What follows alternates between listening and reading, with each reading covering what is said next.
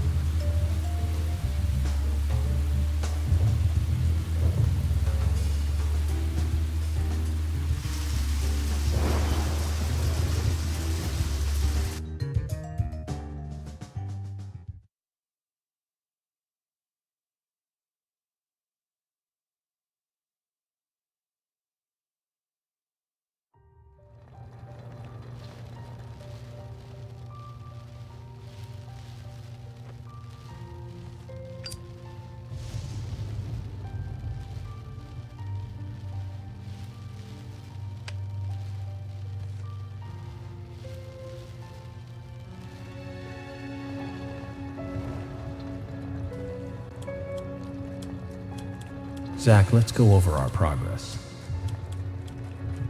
From what Olivia told us, and the sketchbook we found at Becky's house, Nick and Diane became our primary suspects. There were a couple of reasons for this. First, Becky gave the missing locket to Diane. Also, Nick has no alibi for when Anna and Becky were killed. We followed Nick to the art gallery, which led us, unfortunately, to our third victim. The third victim, Diane, was strung up in the entrance hall of the art gallery. Her hands were tied and a knife was sticking out of her chest. However, there was a marked difference from the previous crimes. Do you remember what that was, Zach?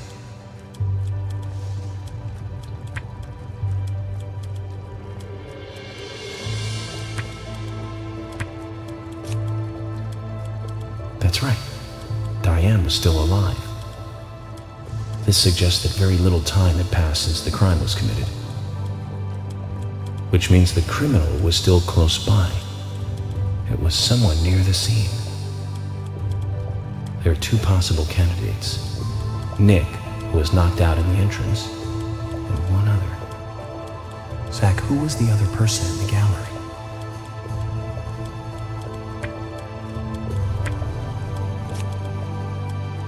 That's right, Casey. We followed Willie, good dog, all the way to him. Casey's statement came out as follows.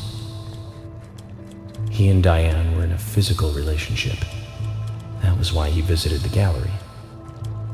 The two were in the middle of such a meeting when Nick showed up. Diane lost her cool and shut Kaysen up in the basement. Now, what did Kaysen hear when he was locked up?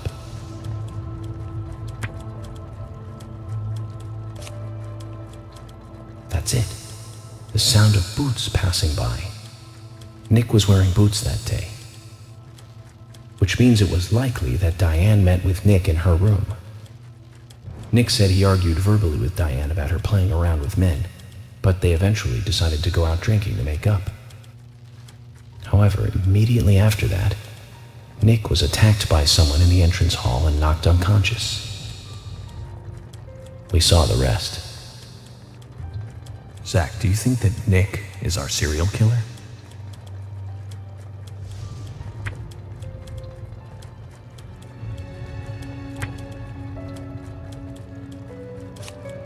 Me too. Asha sent in a report too. He found a large volume of red seeds in Diane's stomach. This confirms her as a victim of the Raincoat Killer. Remaining leads. There is the locket, which is in Carol's possession, the man with the tattooed back, and the upside-down peace sign. There's a lot left to answer. I hope the coffee will give us more guidance tomorrow.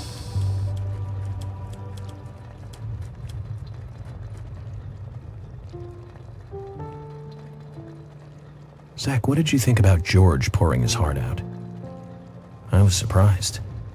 It's the end of a monarchy. And he called me York instead of Agent Morgan.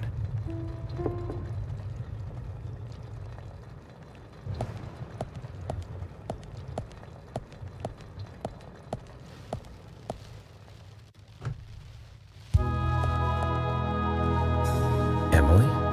What's going on? Do you know what time it is? I'm sorry. I couldn't sleep, so I was drinking alone.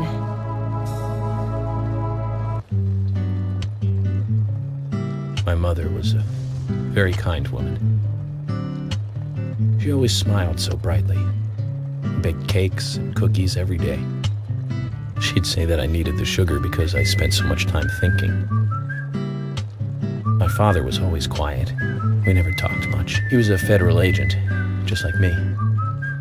And he was hardly ever at home. The only words he ever had for me were harsh ones. I had a vivid imagination, and I remember he once said this to me. There are plenty of crazy things in this world. You don't have to go dreaming them up. And it's my job to make sense out of them. One day you'll understand what I'm saying. I found out later that my father was one of the first to ever use criminal profiling to catch bad guys. And so now I'm doing exactly the same job that he did.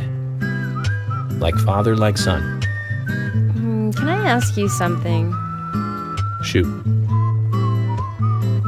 Mind if it's something personal? Fire away. Who's Zach? Zach is a friend of mine. Oh, so you do have friends. Yeah. He's my only friend. What kind of person is he then?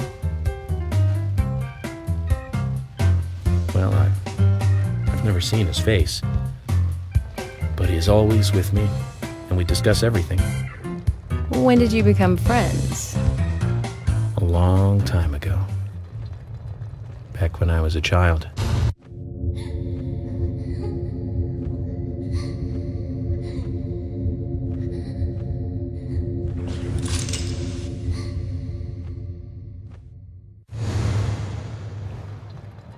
I was 7.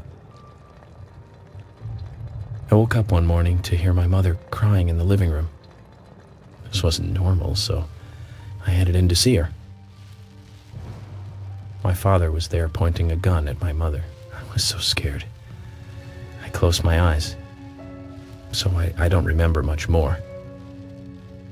But I do remember the words my father said to me. At times we must purge things from this world because they should not exist, even if it means losing someone that you love. When I came back to my senses, they were both dead. He shot my mother and then killed himself. Oh, I'm so sorry. Don't worry about it. Zach's with me. It was around that time that we became friends. I'm here. I'm with you, he said.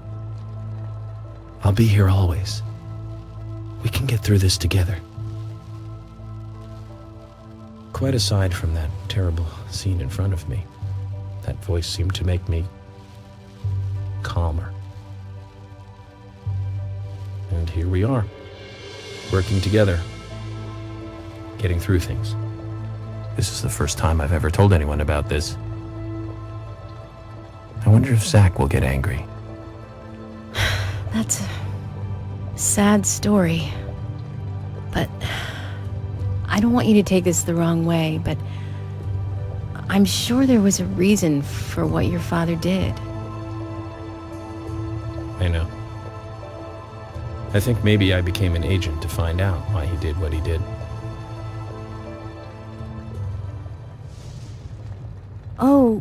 Oh yeah, York, I forgot to thank you. Thank me? For what? You saved my life. If you didn't save me at the gallery, I would have died along with Diane. No need to thank me for that. I'm pretty useless. I couldn't save Becky. I couldn't save Diane. What did you just say? Useless? I was never expecting to hear you say that. Huh. There might be a modest guy in you after all. Finally, you noticed? You're a little slow, aren't you? Maybe hopeless, but not useless.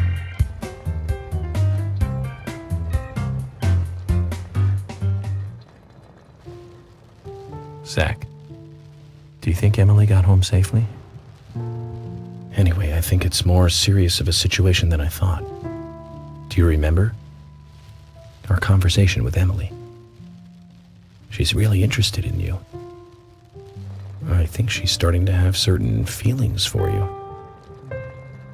If that's the case, Zach, you and I are rivals. This is a very serious situation indeed.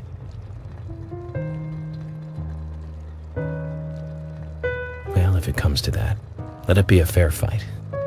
Agreed?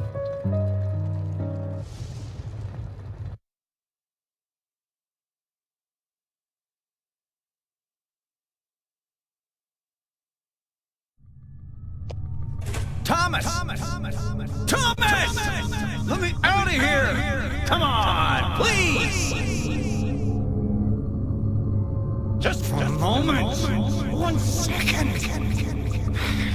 Hate it in here, Thomas. I'm going mad. I know you're there. Come on, please! Thomas! Thomas! Thomas!